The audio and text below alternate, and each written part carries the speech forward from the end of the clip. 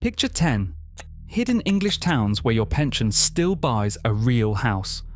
Not a flat, not a static caravan, an actual house with a garden. In a town with a market, a pub, and a bus route. Most retirees never look past the Cotswolds or the same crowded south coast towns, and both now cost a small fortune. These 10 cite region by region across England, from the Broads to the Eden Valley, mostly ignored and still genuinely affordable. Real 2026 prices, real trade-offs, one honest catch on every single town. And the last one on the list is a town retirees have quietly loved for years without it ever showing up on anyone's radar. Subscribe if you're tired of property videos where everything looks perfect. This channel runs on real towns, real numbers and catches, and every single place on this list has at least one. Let's get into it. Number 1 is Beccles, Suffolk, in the east. This is a flat, walkable market town on the River Waveney, right at the edge of the Broads, and its centre is full of independent shops that open around a proper Friday market. Beccles has its own railway station, plus good bus links to Norwich and Lowestoft, so selling the car doesn't mean losing your freedom to get around. The riverside walks stay level the whole way, which matters more than people admit once knees start complaining. The town also has a Lido and a bowls club for the days you want company instead of scenery. Beccles has a notably active U3A too, a club where retired people teach each other subjects and organise trips together. And the town even has purpose-built retirement housing already built into its streets. That combination is a real signal, not a coincidence. It means Beccles already sees itself as somewhere people come to grow old, rather than somewhere people simply happen to live. The average home here sells for around £278,000. Read that again. £278,000 for a house with a garden, on a flat riverside street, with a market at the end of it. Asking prices across town run close behind that figure too. Mostly between £275,000 and £300,000. A narrow range that says this market is steady rather than jumpy. There's an honest catch here too, the same as every town on this list gets. The nearest big hospital sits in Norwich, about 17 miles away, fine on a good day, and worth thinking about on a bad one. Beccles solves plenty of problems on this list before we've even left the first town, but that one gap is real, and the next stop closes it almost exactly. Beccles leaves you 17 miles from the nearest major hospital, so the next stop on this list closes that exact gap. Number 2 is Wymondham, Norfolk, still in the east. Its abbey has twin towers and dates all the way back to 1107. And the Timber Market Cross still stands over a Friday market in the middle of town. Wymondham has its own railway station on the Norwich to Cambridge line, known locally as the Beccles line, and the station even connects to the Mid-Norfolk Railway. A heritage steam route that runs out to Dereham from a separate platform by the Abbey. Here is the detail that actually matters for later life though. Wymondham sits only about 10 miles from Norwich and its major teaching hospital, and there are buses running that same route for anyone who would rather not drive. Property here moves fast, and the numbers back that up.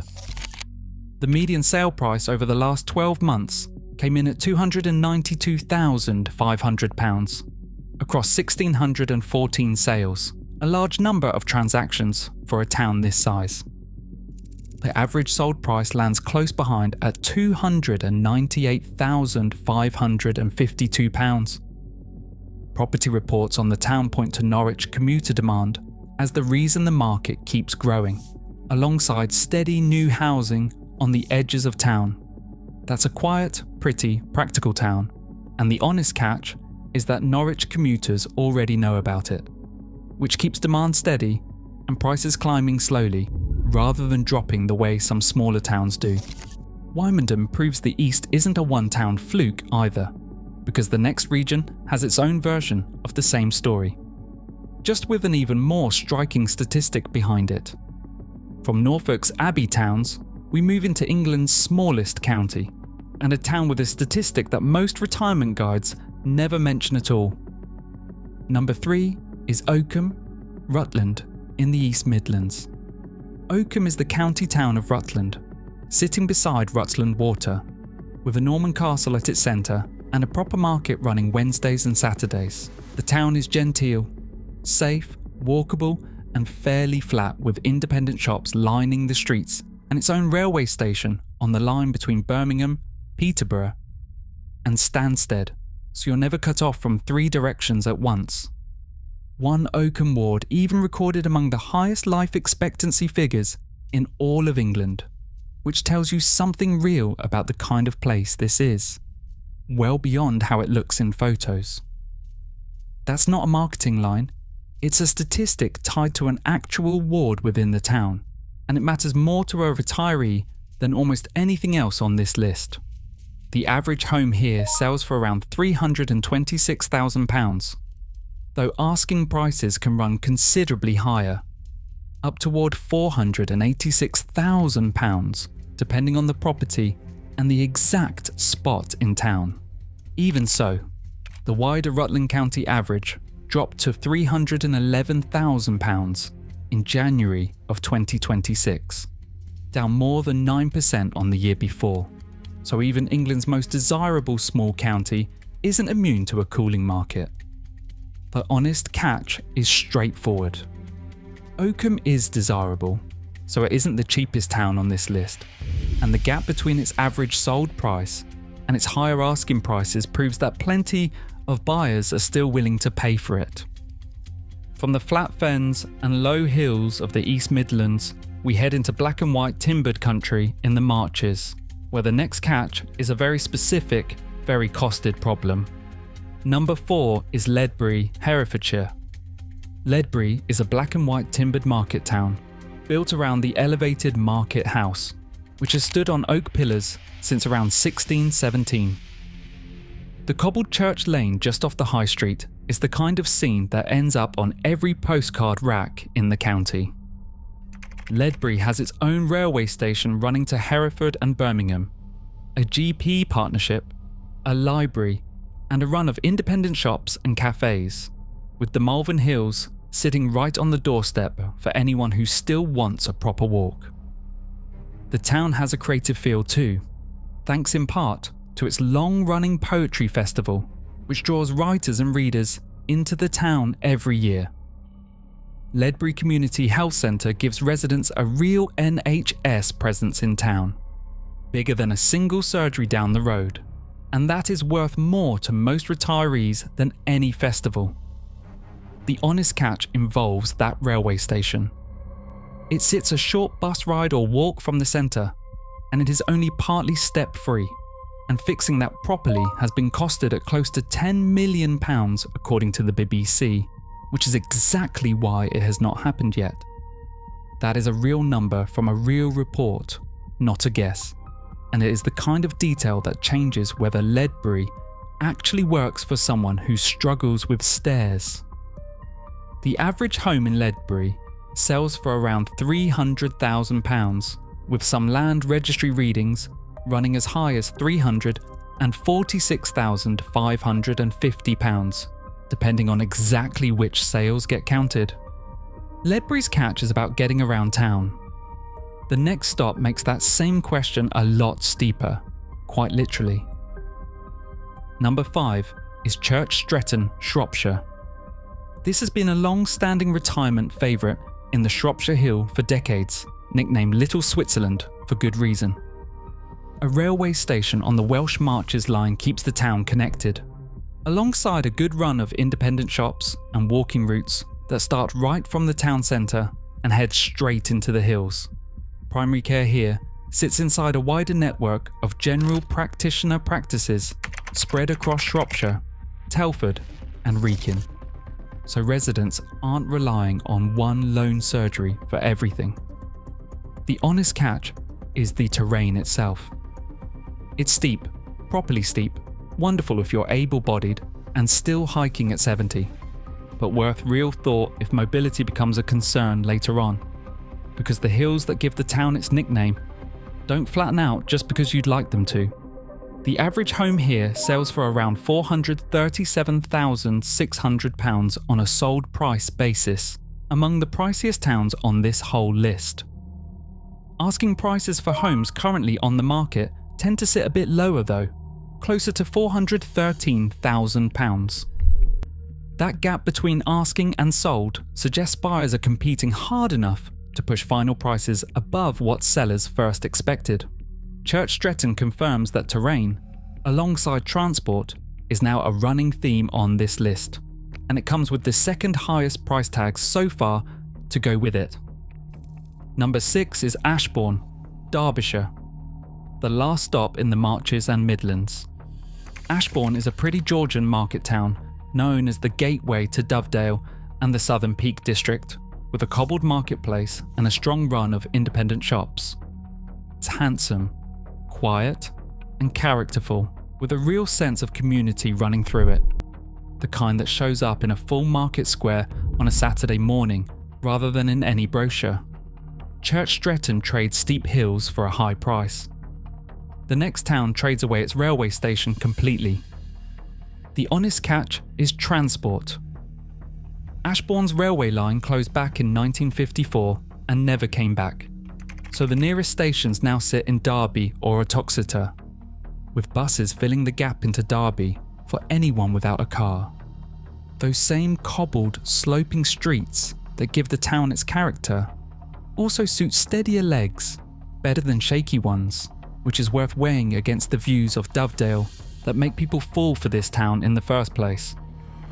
The average home here sells for around £335,000, roughly in line with the wider Derbyshire Dales district. Average of £345,000, recorded in April of 2026. That closeness matters. It means Ashbourne isn't some standout bargain hiding inside its district. It's simply a fair reflection of what the whole area costs, gateway views included. The video is about to shift regions now, and the hook's promise of real catches is about to get a lot more serious.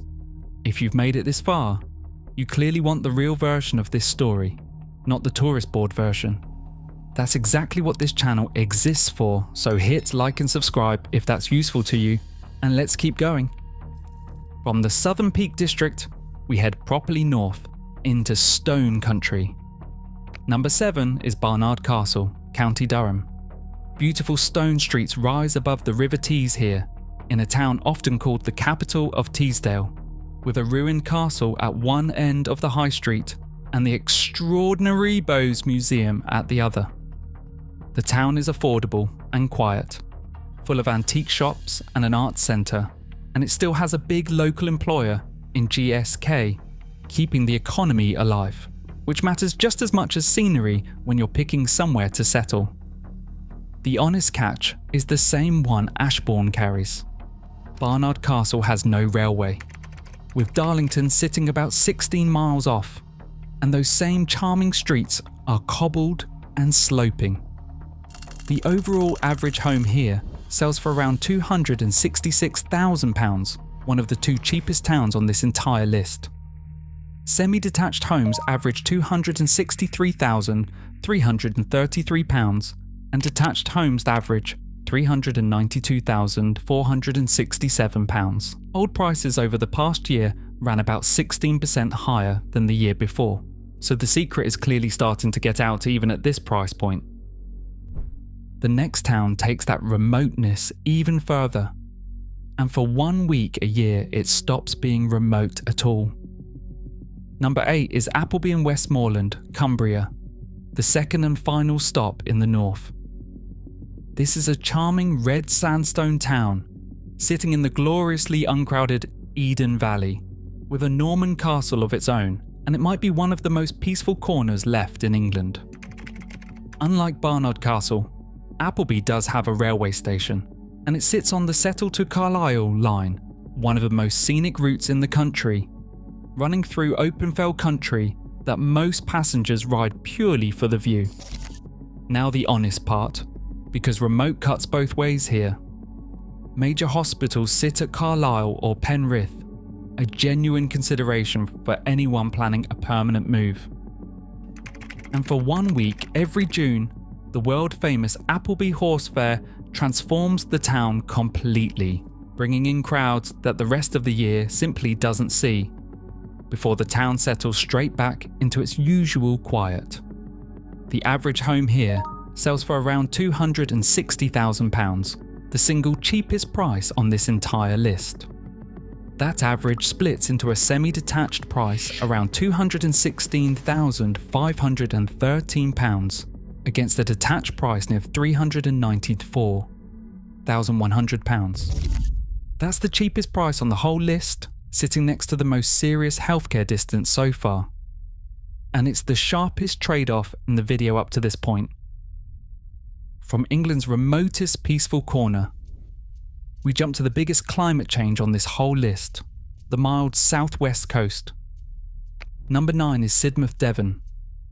This is the quintessential genteel Regency seaside town, set right on the Jurassic coast, with a mild south coast climate and a flat esplanade built for gentle strolls rather than steep climbs. The town has elegant gardens, a good run of independent shops, and a welcoming retirement community that's been drawing people in for years. The kind of place where you recognise the same faces at the same cafe within a month of moving in. The honest catch is transport and distance. Sidmouth has no railway station of its own, with the nearest at Honiton about 9 miles off for London and Exeter trains, and Exeter's hospital sits roughly 15 miles away. That's 2 separate journeys to plan around rather than one, which matters more here than in most towns on this list. The average home here sells for around £454,000, the single most expensive town on this entire list.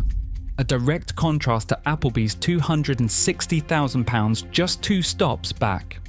Detached houses push that figure a lot higher, averaging £606,429, while flats sit at the other end around £208,167. The type of home you're after changes this town's price by more than any other place on the list. Asking prices have actually dipped almost 3% over the past six months, the only town here showing a cooling market rather than a rising one. That leaves one town left, and it's the one promised at the start. The town retirees have quietly loved for years without it ever showing up on anyone's radar. Number 10 is Sherborne, Dorset, the final stop on this list. Sherborne is a beautiful Honeystone Abbey town, built around a magnificent fan-vaulted abbey and framed by 2 separate castles, one a ruin and one still lived in, and the whole place carries a riverside. Calm feeling that's hard to fake. A station on the London Waterloo to Exeter line runs straight through town, along with a mild southwest climate and a run of excellent independent shops, backed by a strong community. Retirees have loved this town for years. It just hasn't shown up on the national radar the way Sidmouth or the Cotswolds have, and that is exactly why it closes this list. The average home here sells for around £369,000, sitting almost exactly in the middle of this whole list between Appleby's £260,000 floor and Sidmouth's £454,000 ceiling. Prices across different sources for the town range from £336,000 up to £458,000. A wide spread for one town. That usually means a real mix of property types, not a single uncertain number. The honest catch still applies here too. Sherborne isn't the cheapest option on this list, and like the other rail-connected towns here, its good transport links and tourist appeal keep gently pushing demand, and prices upward over time. 10 towns, 10 price tags running from £260,000 to £454,000.